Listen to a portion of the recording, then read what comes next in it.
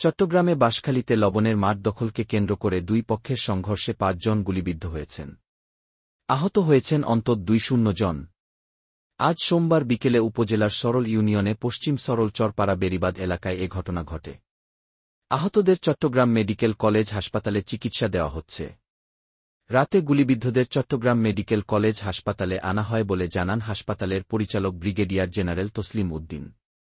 বাকিরা স্থানীয় উপজেলা স্বাস্থ্য কমপ্লেক্সে চিকিৎসা নিয়েছেন। গুলিবিদ্ধরা হলেন মোহাম্মদ সাইফুল ইসলাম, মোহাম্মদ নেজাম উদ্দিন, জয়নাল আবেদিন, মোহাম্মদ জবেদ ও মোহাম্মদ ইসমাইল। স্থানীয় মৌলভী আবুল হাসান ও ইউপি সদস্য মনসুর আলমের গ্রুপের মধ্যে এ সংঘর্ষ হয়। এলাকায় লবণের মাঠ দখল নিয়ে এ ঘটনার সূত্রপাত বলে জানান বাঁশখালী থানার ভারপ্রাপ্ত কর্মকর্তা সাইফুল ইসলাম। ওসি সাইফুল ইসলাম বলেন, আমি ঘটনাস্থল পরিদর্শন করেছি। দুই পক্ষের সংঘর্ষে বেশ কয়েকজন হতাহত হয়েছে। বর্তমানে ওই এলাকায় পরিস্থিতি শান্ত রয়েছে। বিষয়টি নিয়ে কোনো পক্ষই থানায় অভিযোগ করেনি বলে জানান তিনি।